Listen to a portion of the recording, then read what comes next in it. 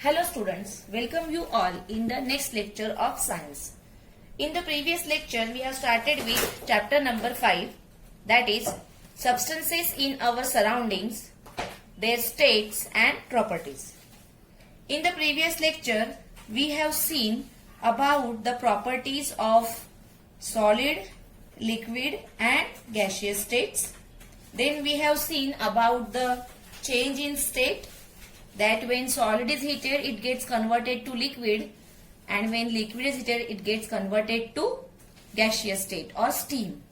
Opposite to that, when the gaseous substance is cooled, it is converted to liquid first and then it gets converted to solid. This we have seen. And afterwards, here what we have seen is heat plays the major role in the change of physical state of substance. That means heat is either gained or taken out whenever there is a change in substance. Okay.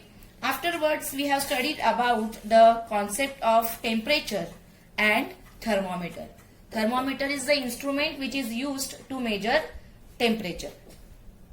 After that, we have completed the concept of boiling, condensation, freezing, melting, and from that we have come to the conclusion that the boiling point and the condensation point of the substance is one and the same.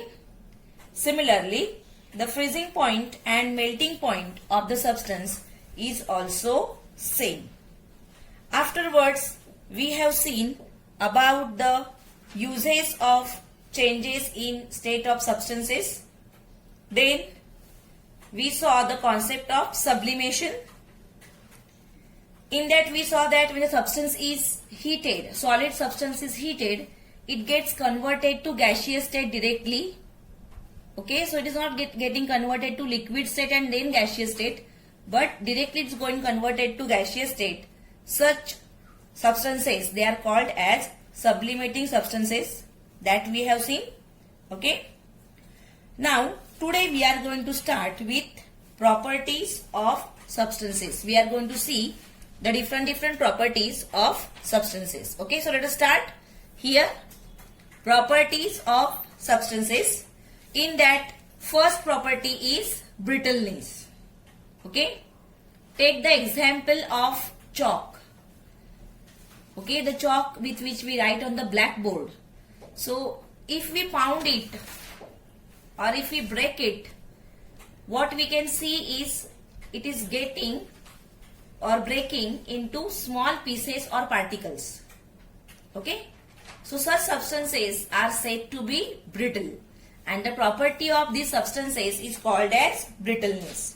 So in short, what we can say is the property of breaking into small particles is called as brittleness. Okay, so you can write down the definition by using these two statements. See, these substances break into small pieces or particles, and this property of substance is called as brittleness. So what we can write together is the property of substance of breaking into small pieces or particles is called as brittleness. The examples of these substances you can give as chalk, brick, alum, glass. Okay. Even one more example is given of Rajgira vadi, that means Rajgira chikki which we are eating. So when we break it, we get the small particles of Rajgira. So this is called as what? Brittleness. Okay. Opposite to brittleness, the next property is hardness. Okay. These two are exactly opposite properties. Okay. Now see, the hammer is shown here. Think that if you are hammering on the chalk, what you are going to get? A fine powder. That means chalk is brittle. Opposite to that, if we hammer the same thing on the metal sheet, is it going to break into small particles? No. So what we can say is metal is hard. Metal is having the property of hardness. Then here one more example is given. You can see here that you have to take one iron nail and we have to try to pierce it into the cardboard sheet, wet mud and piece of wood using the nail. Okay. So what happens here is the nail easily pierces into wet mud. Okay, simply without using hammer also we can pierce the nail into the wet mud. But the same thing doesn't happen with wood. Okay, so here we have to use hammer to pierce it into the wood. We can pierce it into the cardboard sheet, but we have to take some efforts. Okay, we don't need hammer there, but we need some efforts. So what we can see, in wet mud it pierces easily. Okay, opposite to that, for cardboard we need little efforts, for wood we need more efforts. Okay, so this way here we can understand the concept of hardness. Okay, so you can say that chalk, glass, alum, brick, these are our brittle substances. Opposite to that, metals, wood, they are hard substances. Okay, so which is the hardest known substance? Okay, so here the answer you can give is diamond immediately. Okay, that you know that the hardest substance found in nature is diamond. Okay, but there are some man-made substances which are hardest. Okay, so naturally occurring substance, if you are thinking, then your answer is what? Diamond. Okay, but there are certain man-made substances which are more hard than the diamond or harder than the diamond. Okay, so this is what about hardness. Let us go further to the next property. Next property is elasticity. What is meaning of elasticity? To understand that, take the example of rubber band. Okay, so you can stretch a rubber band. You know that the rubber band gets stretched when you apply the force on it. For stretching you apply the force, correct? Your muscular force, and when you release it, the rubber comes back to its original shape. If you take sponge and if you apply the pressure on that piece of sponge, then its volume gets reduced. But as soon as you release the pressure, what do you see? You see that the piece of sponge gets its original shape back again. Okay, so this property in which the substances change their shape when the force is applied on them, but return to their original shape and size when the force is removed, this property is called as what? Elasticity. Okay, so you can write it in the one line, or in nutshell what you can say is returning back to their original shape and size when the force is withdrawn or when the pressure is removed. This property is called as elasticity. Okay, or you can write down from the textbook here. See, this is given. So elasticity, have you understood the concept? Keep in mind this experiment of rubber, that when you stretch rubber, its shape and size changes. Okay, its length increases, and when you release the pressure or force, it comes back to its original shape. This is called as elasticity. Okay, next is fluidity. Okay, so here what is the meaning of fluidity? Here, to understand this concept, once again let us take one or do small experiment or small activity.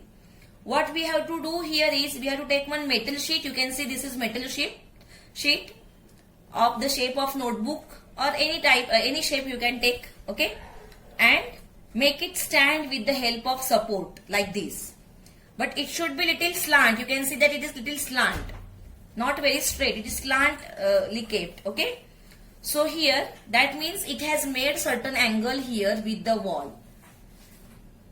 Afterwards, what we have to do is, we have to take different substances, like take water, honey and gum, and put here. First put water, or first you put gum, then you put honey, and at the end you put water, and observe how it comes down the sheet. Okay, so here on this slope, different liquids, they flow downwards at different speed. Water flows down immediately. Compared to that, honey is taking more time to flow down, and gum is taking more, the highest time here to flow down. Okay, so here liquids flow downwards on the sloping shape or sloping surfaces. This property is called as fluidity of liquid. Okay, so here we can easily determine the fluidity by observing how it flows. Okay, so this is the property. What you have to keep in mind is the property of flowing down from the slope is called as fluidity. Okay, so which properties we have seen just now? Just recall them. First one was brittleness, second one hardness, third one elasticity, fourth one fluidity. Okay, now let us go towards next concept, that is called as density. Okay, so to understand this density concept, once again let us take one example. What we have to do here is we have to take two blocks of same size and same shape, but one is wooden and other is made up of iron. Okay, then take the balance. Okay, why to take balance? Because we want to weigh these blocks. So when we weigh these blocks on the balance, then what we find here? Can you think of that which block is having more weight here? Yes, immediately you will say that the iron block is having more weight, or you can say it is having more mass. Okay, so here the concept of mass is introduced. Mass of iron block is more than that of wooden block. That is why weight shown on that balance is more for iron block and less for wooden block. Okay, so this difference in their weights is because of the difference in their densities. Okay, so between substances of same volume, okay, the one substance which is having more density is heavy than the substance is having less density. Okay, so here the property of density is because of the mass of the substance. That you have to keep in mind. If the substance is having more mass, then it is having more density. And if the substance is having less mass, then the substance is having less density. So here what you can say is iron is having more density than wood. Okay, so if you take two blocks or two logs, you can say one is of wooden or wood and other is of iron, and if you put them into the bucket of water, what do you find? Iron sinks immediately. Opposite to that, wooden log is floating on the water. Okay, why? Again the same answer. Density of iron is more than that of water. That is why iron sinks. Opposite to that, density of wood is less than water. That is why wood floats on the water. Okay, so you will keep this in mind, that density of the substance is because of its mass. More the mass, more the density. Less the mass, less the density. Okay, this way you can keep in mind the property of density. Okay, let us go further. The next property is solubility. Okay, so here to understand this property, once again we will do one experiment.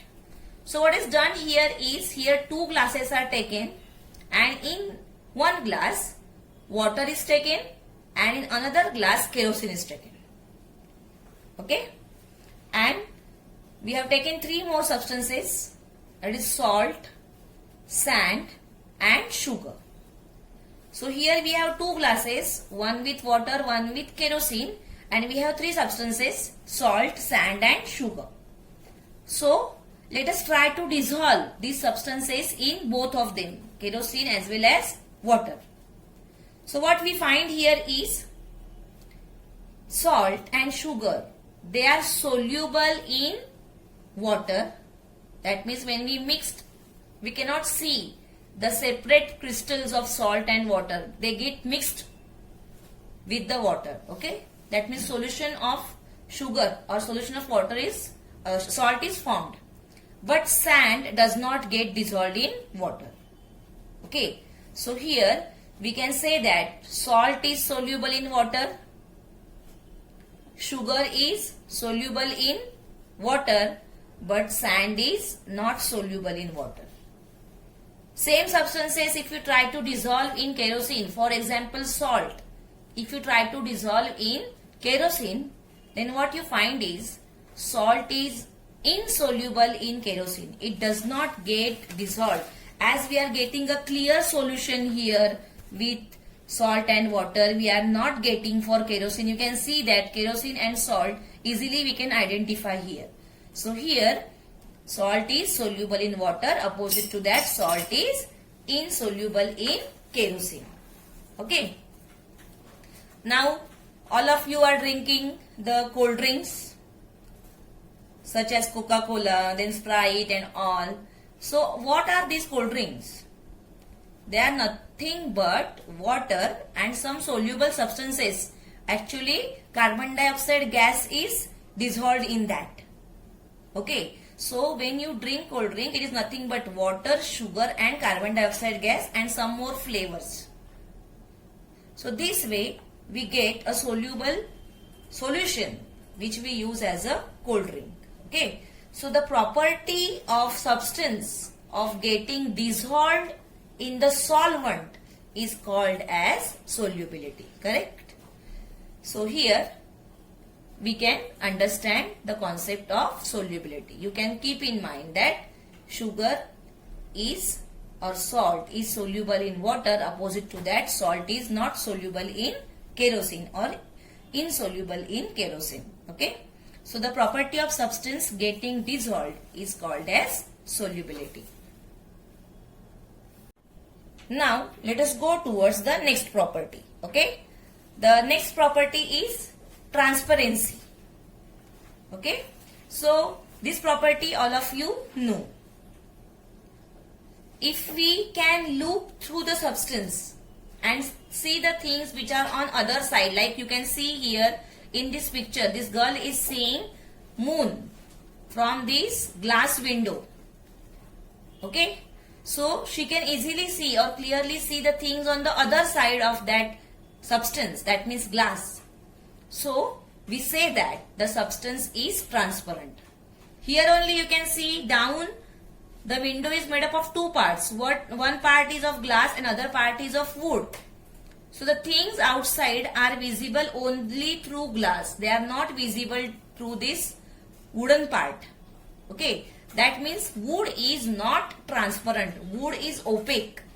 Opposite to that, glass is transparent. Okay. So when we look through the substance and see the things on the other side, it is said to be transparent. And this property of the substance is called transparency. Okay. So glass, some types of plastics, clear water and air, all these are transparent substances. Okay. You know that air is all around us, but we cannot see air because air is transparent. If you take the clean water in the glass, you can easily see the bottom of the glass. Why? Because clean water is transparent. Okay. So all these are the different properties of substances which we have seen. Once again, let us recall them. Brittleness, hardness, elasticity, fluidity, density, solubility and transparency. All these are the properties of substances. Okay. Let us go further now. Now we are going to learn about metals. Especially we are going to study the properties of metals. So here you can see metals. You can easily recognize this metal. It is gold. Okay. Or this is any other metal. You can say it is iron. You can say. Okay. So the substances like copper, gold, iron, aluminium, all these are called as what? Metals. How do we get metals? Metals are found in the earth's crust, but they are not found in their pure form. Here gold is found in the pure form, correct? But the other substances like iron, aluminium or metals, they do not get in the pure form, but we get them in the form of minerals from deep inside the earth. Afterwards, these minerals which we have extracted from the earth's crust, they are processed, and from that the metals are obtained. You know that, just think, imagine that where you are using metals in your daily life. So in kitchen, all the utensils, they are made up of metal. Okay, many of the things like the locks and all, they are also are made up of metals. Then many other things which you can see in your school also, like benches. Bench rods are made up of iron, and then the window panes, all these things are made up of metals. So metals play a very important role in our day-to-day life. So here let us try to understand the properties of metals. Okay, so let us go further. Here we are going to see the first properties of metal, and the first property is malleability. Okay, so here how you can understand this property? Here what you have to do is you have to take a piece of copper or aluminium or any small nail, iron also you can take, and you have to hammer it repeatedly. So if you take the wire and if you hammer it, if you take copper wire or if you take aluminium wire and if you hammer it, what you observe is that wire becomes flat. That means wire has converted into the thin sheet.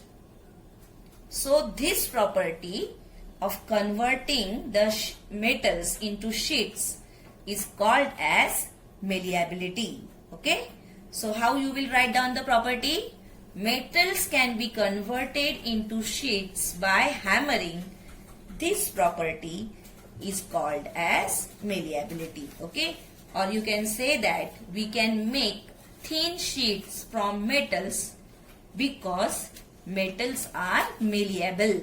They have the property of malleability. Okay. So this is first property. Let us go for the second property. The second property is ductility. As by hammering we can convert them into the sheets, similarly if we heat the metals or hot metals, we can convert to wires by stretching. Instead of hammering, we can stretch them, and after stretching they are converted to the wire, or these metals, they can be drawn into a wire. This property is called as what? Ductility. So metals can be stretched and drawn into wires. This property of metal is called as ductility. See, the ornaments are made from silver and gold. Why? Because we can convert them easily into the sheets and wires. Also, you have observed that the electrical wires which we have in our houses, the conducting wires which we are using, either they are made up of aluminium or they are made up of copper. Okay. So the metals such as silver, gold, copper, platinum, aluminium, they can be drawn into fine wires. Okay, because of the property of ductility, that the metals can be stretched and drawn into wires. This property of metals is called as ductility. Okay. Next. So the questions are asked to you. Why are the electric boards fitted on the wall made up of plastic or wood? Can you give the answer?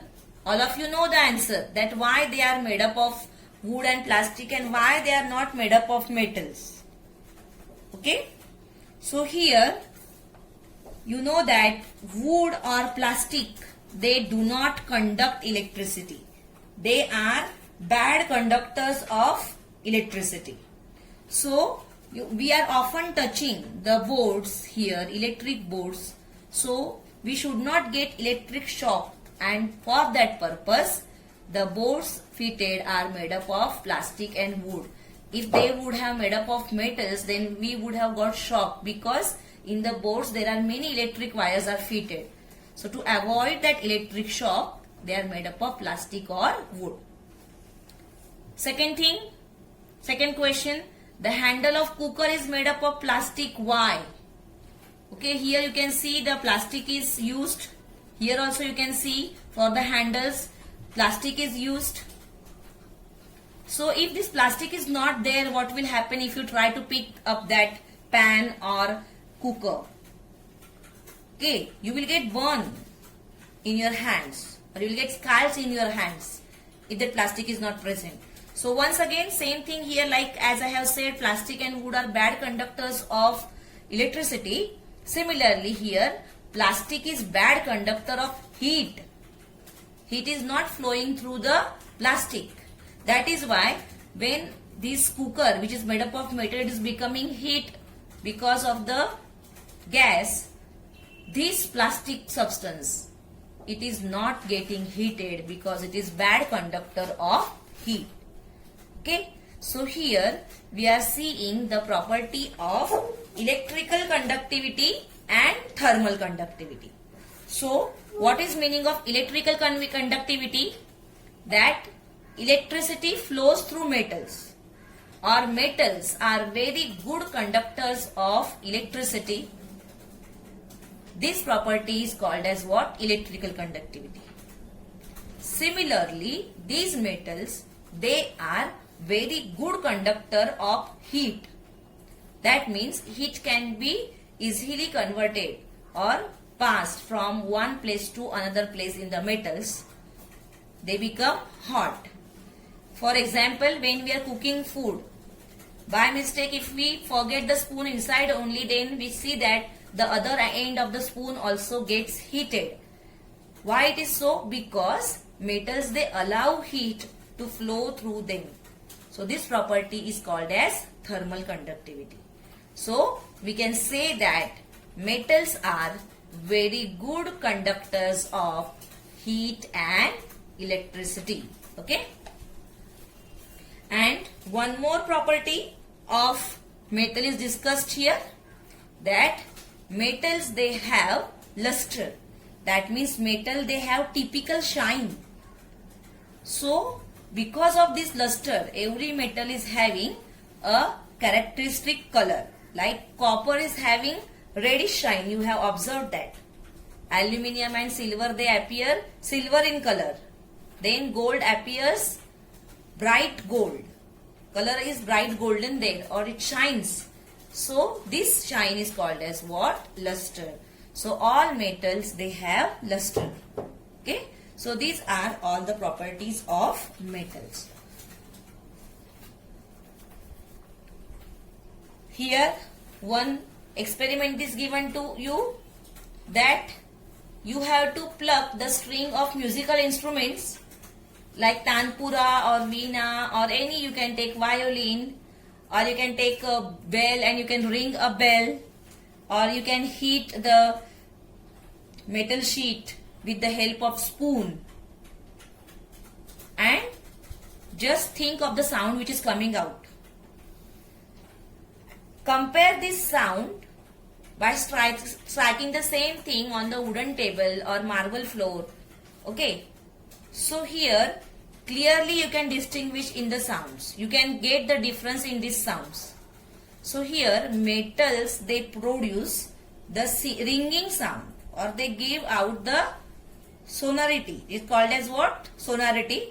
The property of metals produce sound is called as what? Sonority of metals. Okay. So all the properties of metals we have discussed here. So here afterwards we will just go through the uses of metals. So where the metals are used, you can see in the picture. These things are not given in textbook. I have given you in this written that what are the uses of metals. You can see from here. So we can list down the uses of metals, that the metals like gold, platinum, silver, they are used in jewelries and ornaments. Metals like iron and steel made up from iron and other metals, it is used for construction purpose. Aluminium, steel are used as utensils. Mercury is also a metal. The only metal which is in liquid state at room temperature. We have seen that mercury is used in thermometers, and we can use thermometers to check the temperatures. Also, aluminium is used as insulation wires. So all these are the uses of metals. Some uses which I have listed down. Okay, you can list down more uses. So here we have come to an end to the chapter. So always here you have to keep some things in mind. Whatever we have learned in this chapter, that is given in brief here in this particular box, that solid, liquids and gases are the three states of substances. Then the temperature of the substance can be measured with the help of thermometer, this we have seen. And heat is the cause of the change of state of substances. That means heat is either gained or given out. Then the substance change its state. Then the substances have various properties like hardness, elasticity, brittleness, fluidity, density, solubility and transparency. Then we have studied the properties of metals. The properties are malleability, ductility, thermal conductivity, electrical conductivity, sonority, then luster and a characteristic color. All these are the properties of metal. Okay. So here one important message is given to you. How you should act during rainy season, or during rainy season or in any other time. You should not touch the exposed electrical wires or metal parts. Why? Because you know that electricity is conducting through that wires, and if you are touching them with bare hands, then you can get electric shocks. And whenever there is a thunderstorm or lightning is there, we should keep all our electric lamps and appliances switched off. And even if when they are not in use, when we are not using it, we should switch it off so that we can save electricity. Also, when we keep on using the electrical appliances continuously, they become hot or heat is generated, and we can that means again we can get the electric shock, or there can be the chances of short circuit. So we should protect them from the possible danger. So whenever not needed, we should switch off all the electrical appliances.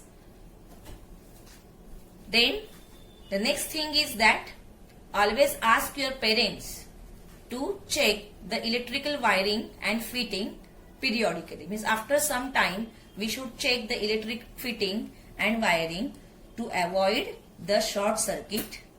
Okay, because it can be fatal also. Fire also can break out because of the short circuit. So to avoid that, we have to frequently check the electric wiring and fitting. So all these things which you should keep in mind for your safety. Okay. So in the next lecture, we will discuss question answers. Okay students, thank you.